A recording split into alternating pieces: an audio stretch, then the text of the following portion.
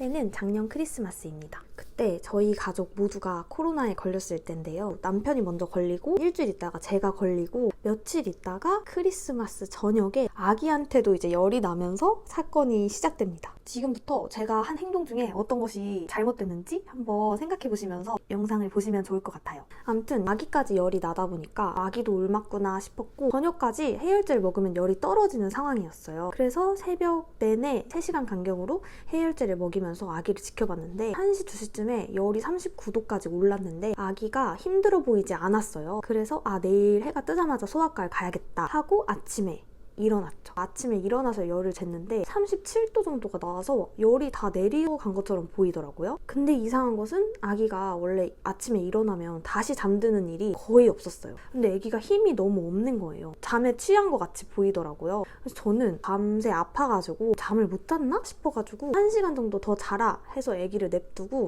아기가 일어나길래 우유도 먹이고 병원에 가려고 했는데 아기가 힘이 너무 없는 거예요. 이게 바로 처진다고 하는 것이구나 라는 생각이 들면서 아까 그게 졸린 게 아니었나 보다 싶어서 마음이 너무 급해져서 아기를 거의 들쳐업고 소아과를 갔어요. 오픈한 시간이었는데도 그때가 또 겨울이었다 보니까 사람이 정말 많은 거예요. 기다리고 있는데 점점 아기가 뜨거워지는 게 느껴지고 아기가 갑자기 분수토를 하는 거예요. 진짜 막 저 옷도 다 젖고 아기 옷도 다 젖고 한 상태에서 진료실로 들어가게 됐어요. 앉아서 안고 있던 아기를 이제 선생님 보려고 이제 이렇게 들어가지고 앉히는데 제가 그때 아기 눈을 봤는데 흰자가 보이는 거예요. 그래서 제가 너무 당황해서 막 이렇게 했더니 선생님도 이제 경기를 하나 보다 하셨나 봐요. 제가 가는 소아과 선생님이 정말 잔잔한 분이세요. 그런데 갑자기 얼굴이 시뻘게 지시면서 당황을 하시는데 그게 열경기였는데 여기서 잠깐 열성 경련은 고열로 발생을 하고 고열이 계속 지속되는 게 아니라 갑자기 열이 오를 때 발생을 한다고 해요. 그리고 생후 6개월부터 5살까지 잘 발생을 하고 한 번 열성 경련이 일어났던 애들은 열성 경련을 또 겪기가 굉장히 쉽다고 합니다. 보통은 의식을 잃고 눈이 뒤집히면서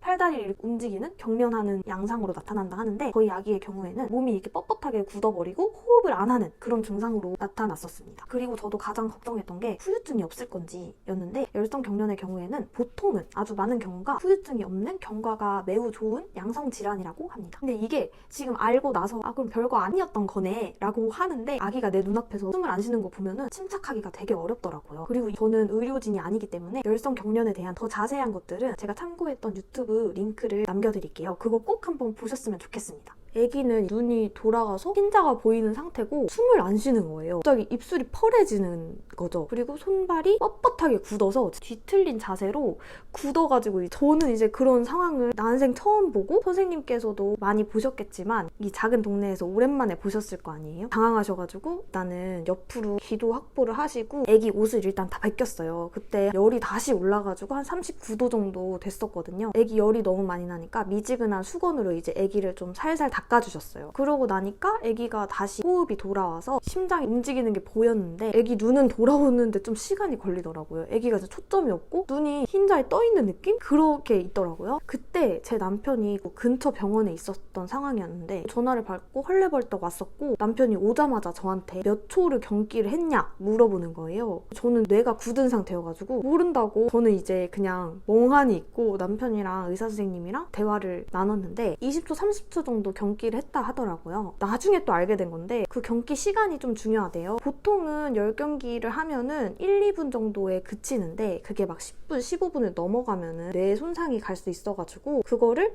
확인을 해야 된다라고 하더라고요. 저는 정말 침착하다고 생각을 했어요, 스스로. 그런데 아기가 막 숨을 안 쉬고 입술이 펄해지고 흰자 보이고 하니까 진짜 아무 생각도 안 나고 당황을 하게 돼요. 그래서 만약에 다음에 10경기가 또 발생한다면 저는 그냥 이렇게 벽 같은데 핸드폰 세워놓고 아기를 좀 촬영할 것 같아요. 왜냐면 20초, 30초 경기를 했다 하는데 진짜 너무 길게 느껴져요. 모든 세상이 멈춘 느낌? 그래서 촬영을 하는 게 좋겠다. 그러고 나서 119 구급대가 와서 근처 응급실로 갔는데 가기 전에 저희한테 물어보세요. 어디로 가시겠냐고. 저희는 또 몰랐죠? 어디로 갈지? 그래서 아무데나 가달라고 응급실 왜 물어보시지? 이렇게 생각을 했었어요. 그러고 나서 근처에 있는 대학병원에 갔는데 2-3시간 정도 머물면서 아기 열이 내릴 때까지 기다리고 에너지가 생기 생긴 상태까지 되었는데 그때 또 위기가 발생합니다. 저희한테 소아는 지금 받을 수가 없다는 거예요. 집에 가는 게 맞나? 하던 찰나에 애기 경기 일으켰던 그 소아과 선생님이 직접 전화를 주셔가지고 어디 병원으로 가셨냐? 그래서 어디로 왔고 지금 퇴원하라고 한다 했더니 어느 병원이라도 수소문해서 가셔라 해가지고 그제서야 어디 병원에 소아 입원이 되나 수소문을 해가지고 겨우겨우 또 앰뷸런스 불러가지고 이동하게 되었습니다. 두 번째 응급실까지 가서 입원실까지 올라가니까 이제 거의 저녁 시간이 됐더라고요. 한 5시, 6시 그 정도 되었었습니다. 2박 3일 정도 입원을 했고요. 입원을 하는 동안에도 아기가 막 토하고 너무너무 힘들었던 기억이 있습니다. 아무튼 여기까지 아주 구구절절한 이야기였는데요. 여러분들은 제가 어떤 점을 잘 대처하지 못했는지 아시겠나요? 제가 한 행동 중에 아쉬웠던 거는 총 3가지입니다. 뭐냐면 첫 번째, 새벽에 열이 39도를 넘었을 때 응급실에 가지 않은 것. 두 번째, 아기가 아침에 일어나서 처졌을 때 그 이상 신호를 감지하지 못하고 아기를 더 재운 점. 세 번째, 어디 응급실로 가야 할지 몰랐던 점.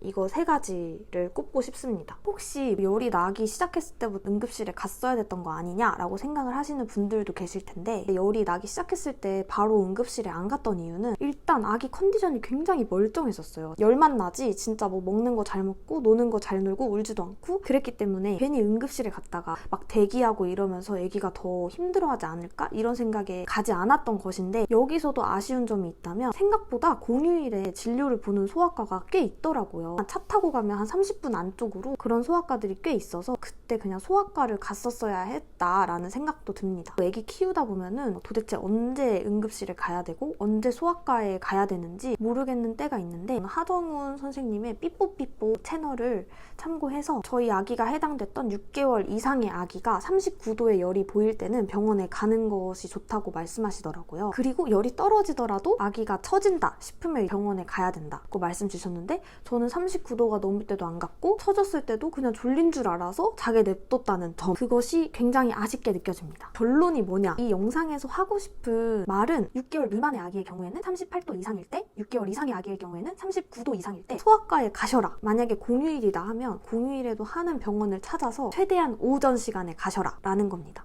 그리고 요즘에는 네이버에 일요일 진료 소아과 이렇게 치면은 이렇게 나옵니다. 일요일에 진료하는 병원 찾기도 되게 쉽고요. 이 열성 경련이 100명 중에 3, 4명이 겪는 그런 현상으로서 꽤 높다고 생각이 되거든요. 응급실도 지역에서 소아를 받아주는 응급실, 안 받아주는 응급실이 있어요. 요즘에 파업 때문에 좀 어려울 것 같긴 한데 미리미리 이것도 좀 알아두시면 좋을 것 같아요. 괜히 어디로 갔다가 번원하고 이런 게 아기한테도 막 찬바람 쐬고 하니까 되게 걱정이 되더라고요. 그리고 추가로 열과 관련된 이야기는 아닌데 이 열성 경련하고 난 다음에 한두 달 있다가 또 더 위급한 상황을 맞게 되었는데요. 폐쇄성 후두염이라고 열도 그렇게 심하게는 안 났어요. 근데 일요일날 병원에 갈까 말까 하다가 그래도 우리가 교훈을 얻은 게 있지 않냐 가자 해가지고 병원에 갔는데 기도가 뭐 거의 막혀있는 그 수준이라는 거예요. 그래가지고 그때도 급박하게 입원을 해서 진짜 일주일 정도 병원에서 먹고 자고 한 적이 있었습니다. 그래서 제가 하고 싶은 말은 아기가 좀 이상이 있어 보이면은 무조건 주말이라도 낮에 다녀오시라는 말씀을 드리고 싶습니다. 작년 겨울에 3번의 입원을 하면서 아기도 힘들어하고 입원하면 진짜 부모도 되게 힘들거든요. 그래서